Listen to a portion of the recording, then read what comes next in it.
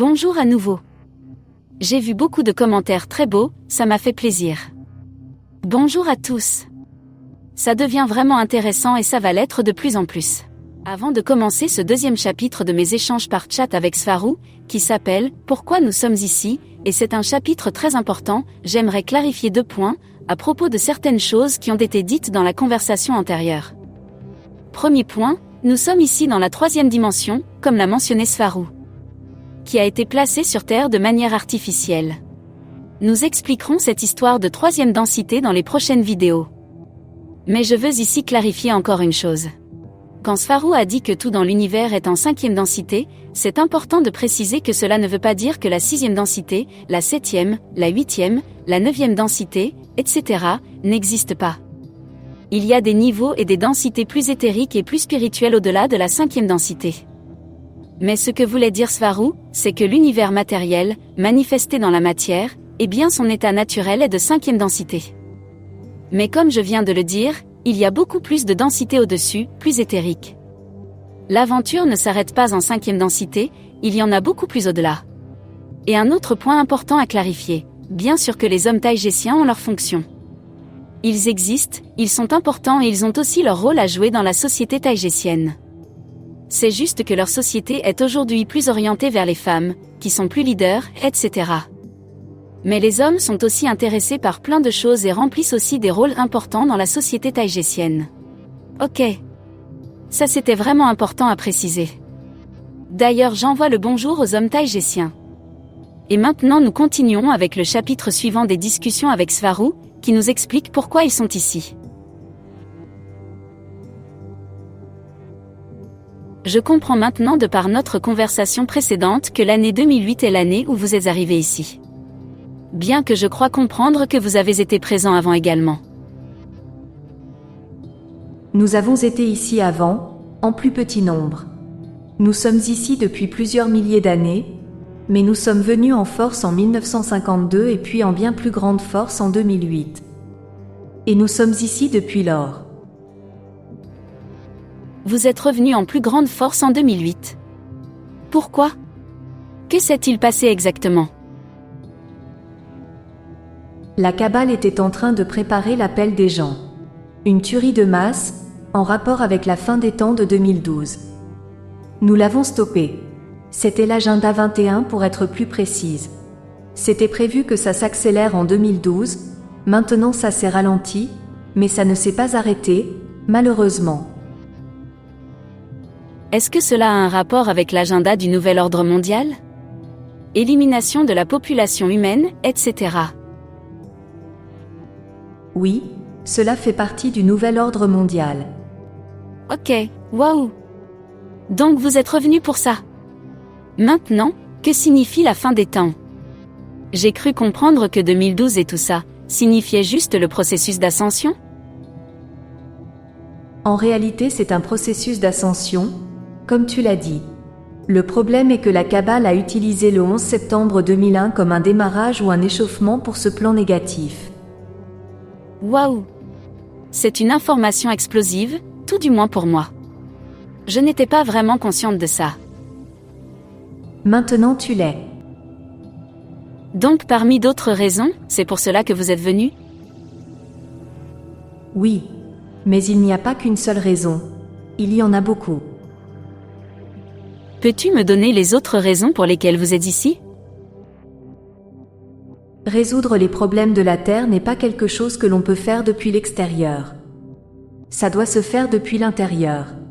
Donc ce que nous faisons est de montrer les choses aux humains, pour qu'à leur tour ils ouvrent les yeux et fassent leurs propres recherches, jusqu'à ce qu'un point de basculement soit atteint au niveau des consciences, et par la suite les choses commenceront à se transformer positivement. Et tu n'as pas à réveiller les masses, ne t'en fais pas avec ça. Tout ce dont on a besoin c'est de réveiller un noyau clé de personnes. Le reste suivra. Et les autres personnes suivront, car elles ne sont même pas des personnes réelles mais des manifestations dans l'esprit des quelques véritables personnes avec une âme qu'il y a sur Terre. Nous sommes actuellement dans une campagne massive de contact pour donner des informations qui résonneront avec quelques personnes. Il se peut que ça ne résonne pas avec la plupart mais ce n'est pas nécessaire. Tout ce dont nous avons besoin est d'activer quelques personnes clés. Et là, une réaction en chaîne se produira. Mais après que cela ait résonné, c'est ça le but de ce contact? Juste pour que ça résonne? La résonance est suffisante? Tant que ça résonne, ça fonctionne. Car cela fait que ces personnes clés comprennent qui elles sont. Elles seront alignées avec leur vrai moi et commenceront à manifester une autre réalité pour elles-mêmes. Et par conséquent, pour le reste de l'humanité et du monde. Au fur et à mesure qu'elles manifestent, elles changent le monde, elles le terraforment. Ces personnes clés sont en train de manifester toute la réalité que tu vois.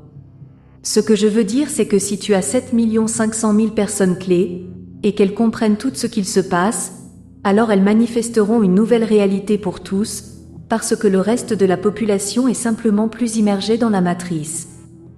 Et comme ces dernières sont plus matricielles, elles sont le produit de la manifestation de ces personnes clés mentionnées.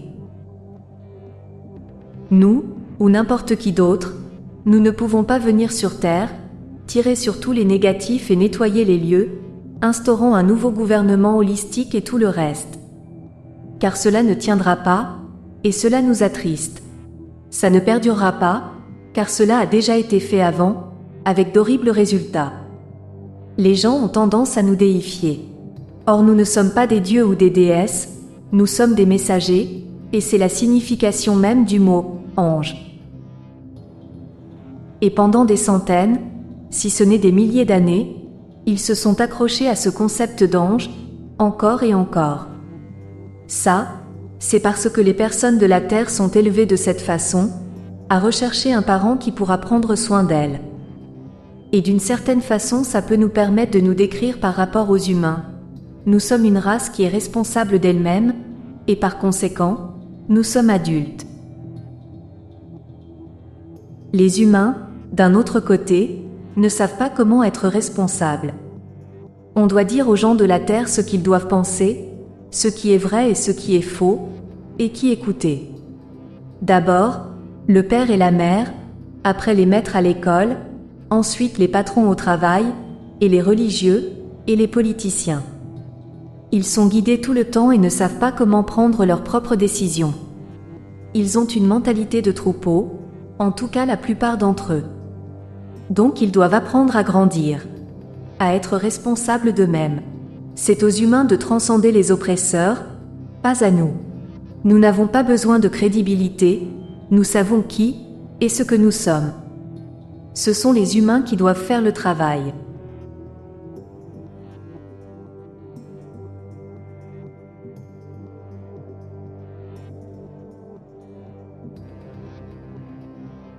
Mais pour en revenir à pourquoi nous sommes ici exactement maintenant.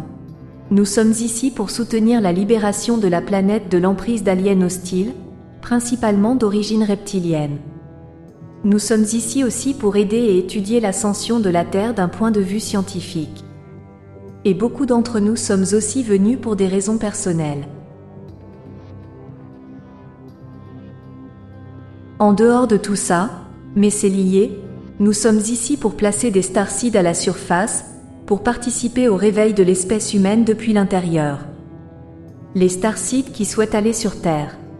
Et ensuite nous les surveillons, les retrouvons et les ramenons à la maison, une fois qu'ils ont accompli leur tâche. Je vois. Et cela ne peut pas être fait depuis votre planète? C'est possible et nous le faisons. Mais c'est plus rapide et bien plus pratique depuis un vaisseau en orbite terrestre.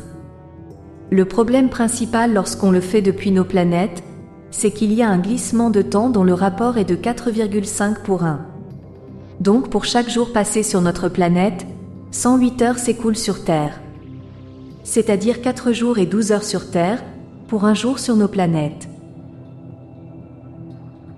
Est-ce que c'est le même rapport au temps pour toi, maintenant en orbite?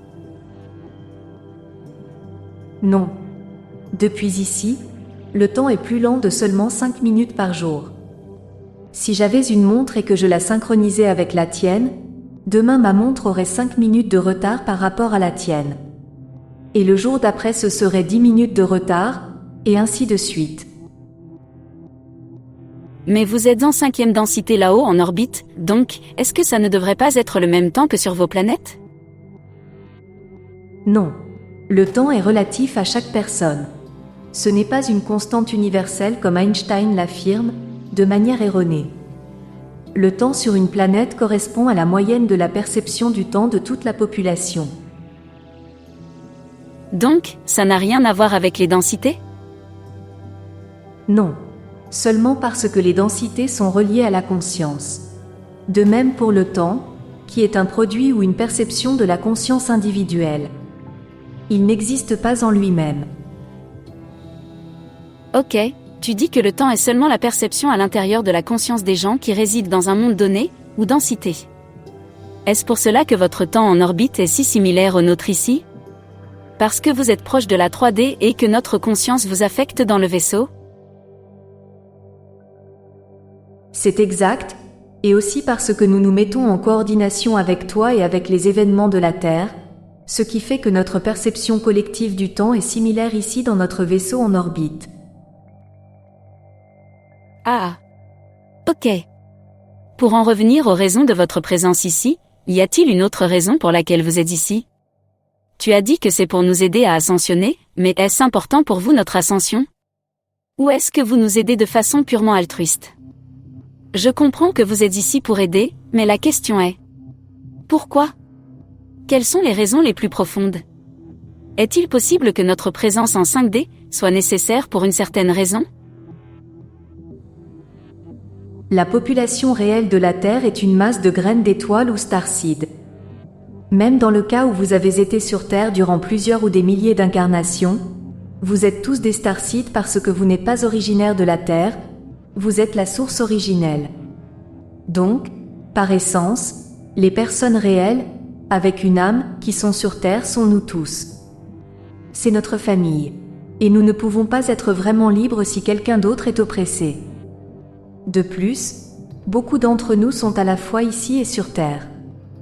Nous voulons trouver une solution pour toutes nos lignes de temps et leurs variantes. Et oui, nous avons besoin de vous en 5e densité, parce que la 5D est la maison, ou en tout cas ce qui se rapproche le plus de la maison lorsque l'on sort de l'existence non physique. Tu as dit que vous ne pouvez pas vous sentir vraiment libre si quelqu'un est opprimé. Donc si nous sommes opprimés sur Terre, vous ne pouvez pas vous sentir libre en tant que race? Réponse compliquée. Notre peuple dit et ressent que nous portons beaucoup de karma. Dû à des événements comme le fait d'avoir anéanti Mars, par exemple, lors de la guerre de Tiamat. Donc en vous aidant, ils ressentent que ça nettoie leur karma. Le problème est que le concept du karma est inexact. Tu n'as pas apporté de mauvais karma, tu le fais seulement parce que tu choisis de le porter. Tu libères ton karma quand tu comprends le pourquoi des événements passés qui ont eu lieu.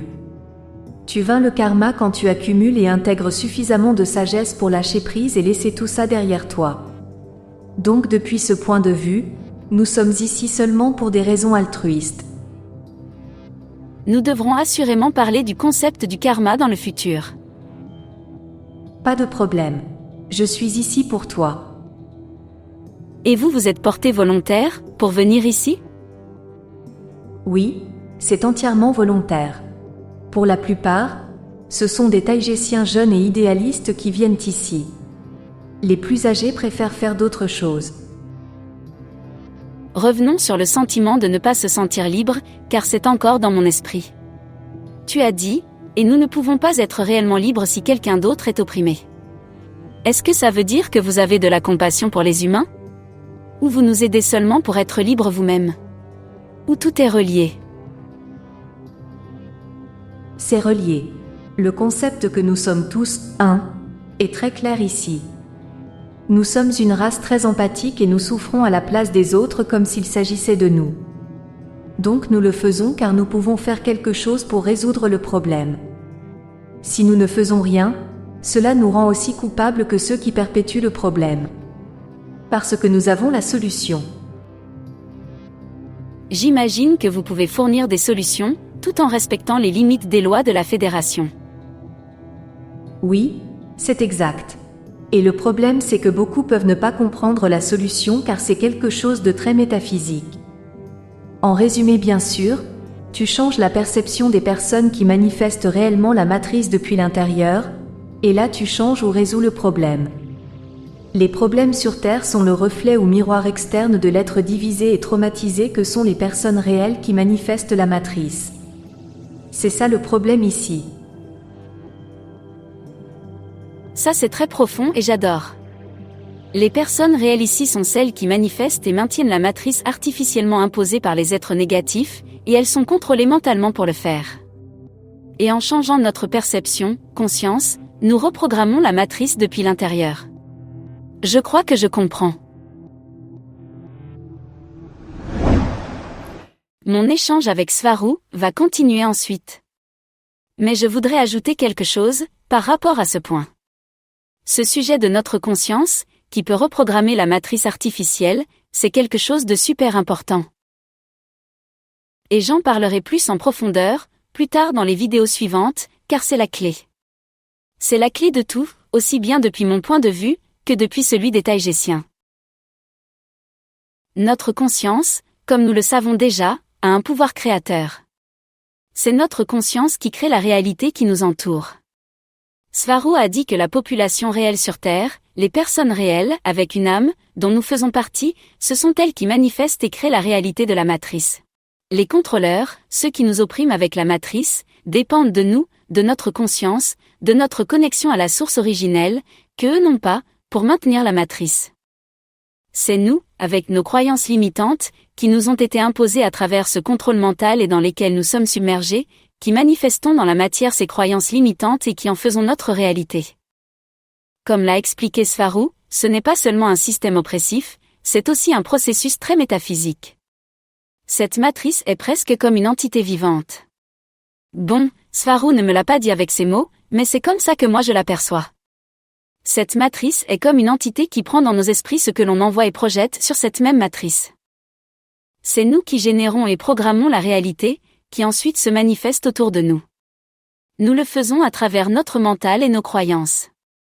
C'est comme un programme autogénérateur, qui s'adapte aux croyances, qui est intuitif, qui capte et perçoit les croyances massives de l'humanité, et il s'autoprogramme et s'autocrée sur la base de ces croyances. Donc les contrôleurs de l'humanité ont besoin de nous. Ils ont besoin des humains réels avec une âme, qui sont connectés à la source et donc connectés à ce pouvoir créateur et manifestateur de la réalité, afin de maintenir la matrice en place. C'est pour ça que nous sommes la clé pour reprogrammer la matrice depuis l'intérieur. Car cela ne peut pas se faire seulement avec l'aide d'extraterrestres qui arrivent de l'extérieur, etc. C'est nous qui, ici depuis l'intérieur, pouvons reprogrammer la matrice en utilisant ses propres programmes, ses propres processus programmateurs, sa propre mécanique d'autogénération. Donc cela revient à lutter contre la matrice en retournant contre elle ses propres armes et sa propre dynamique. C'est combattre la matrice depuis l'intérieur en la faisant se retourner contre elle-même.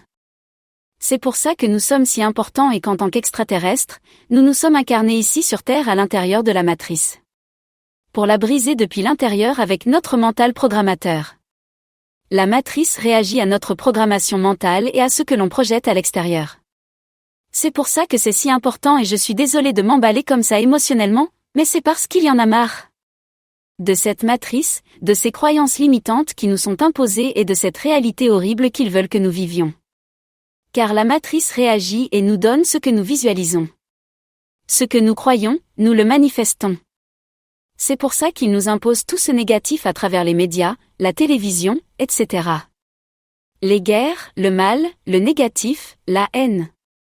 Ils nous font regarder toutes ces images en permanence, pour que nous pensions que c'est ça la réalité, et que nous nous mettions nous-mêmes à entretenir cette réalité et même à la créer. Et j'ai demandé à Svaru pourquoi les contrôleurs de la Kabbale ne peuvent pas eux-mêmes créer et maintenir cette réalité. En fait, c'est parce qu'ils n'ont pas ce même pouvoir créateur. Donc ils ont besoin de nous pour maintenir la matrice. Et s'ils nous laissent nous libérer intérieurement, ils nous permettent de nous échapper de cette matrice et alors ils perdront leurs esclaves. Or ils ont besoin de nous pour de nombreuses raisons, y compris métaphysiques, comme je viens de l'expliquer. Donc ils ne veulent pas nous laisser nous échapper, ils ne veulent pas nous libérer, ni que nous nous rendions compte de la puissance de notre pouvoir mental et du pouvoir naturel que nous avons à l'intérieur. Ils ne veulent pas cela. C'est pour ça qu'ils nous soumettent à leur contrôle mental à travers tous ces différents systèmes. Mais ça y est, Tout cela est en train de prendre fin. Tout ça est fini, si vous êtes en train de me regarder. Nous connaissons vos plans, nous savons maintenant comment tout ça fonctionne, et comment tout reprogrammer. Nous n'allons jamais nous rendre. Nous sommes ici pour accomplir notre tâche et nous allons réussir, que vous le vouliez ou non. Votre petit jeu est terminé. Et maintenant nous continuons avec la conversation entre Spharo et moi, car la conversation, elle, n'est pas terminée. Et c'est pourquoi, ma race, faute de meilleurs mots, mais aussi plein d'autres races, sommes impliqués dans une vaste campagne pour contacter des personnes du monde entier. C'est massif comme jamais vu auparavant. Par contre, ceux qui le font sont peu nombreux en comparaison. Et le contact ne s'effectue pas avec les mêmes moyens ou méthodes. Les méthodes sont adaptées à la capacité réceptive et aux préférences de chaque individu. Pourquoi est-ce massif maintenant ? Pourquoi maintenant ? Parce que c'est seulement maintenant que nous comprenons la nécessité d'un contact de masse. C'est une véritable guerre. Mais c'est une guerre mentale qui joue sur la perception des gens. Les problèmes sur Terre ne seront pas résolus avec des blocus et des armes à plasma. Il faut utiliser la nature même de la matrice, son fonctionnement interne, pour qu'elle se défasse d'elle-même. Si nous pouvons contacter assez de personnes et les réveiller, les aider à voir les choses différemment, ce seront elles qui résoudront le problème. Et ce, depuis l'intérieur, donc ça n'ira à l'encontre d'aucune loi spatiale. J'adore. Et j'imagine que vous avez essayé de résoudre les problèmes dans notre histoire auparavant ? En adaptant toujours les stratégies ? Oui, toujours en essayant d'influencer depuis l'intérieur. Comme Jeanne d'Arc. Généralement seuls. Des Taïgésiens hommes et femmes, fortement entraînés, se mettant en danger pour le bien commun. Tu as dit que nous avions besoin de 51% de personnes éveillées pour faire pencher la ligne de temps vers une direction positive. À quel pourcentage sommes-nous maintenant ? Nous ne sommes pas totalement certains pour le moment. C'est autour de 49% à 50%. D'autres races font des calculs pas aussi favorables, avec 32%.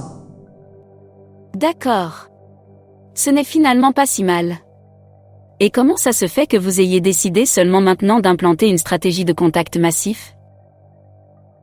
Ça s'est fait parce que nous avons reçu de nouvelles données. Des données sur comment fonctionne réellement le temps et les lignes temporelles. Comme je l'ai dit auparavant, votre population réelle est composée de starseeds.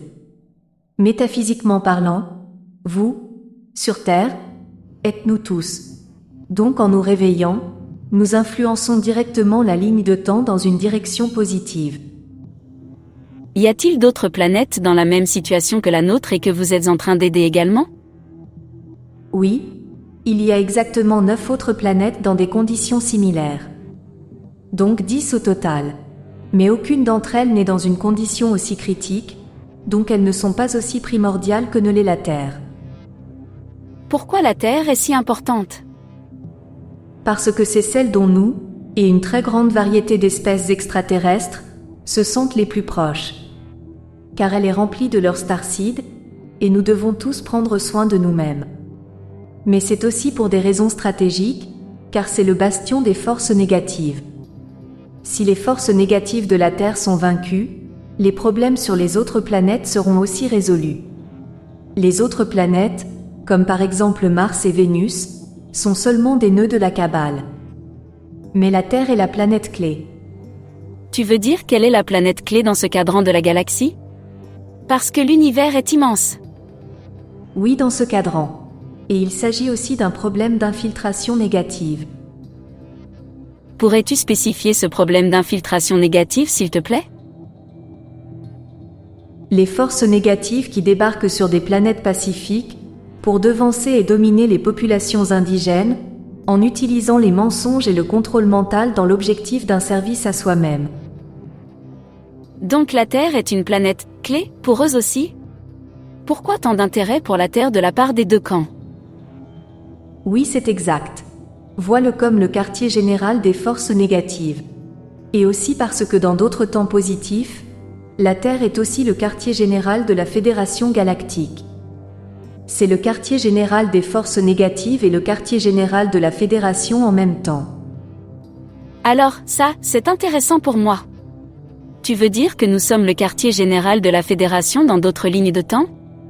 Donc quand nous aidons ici maintenant, vous sauvez aussi la Fédération dans ces autres lignes de temps?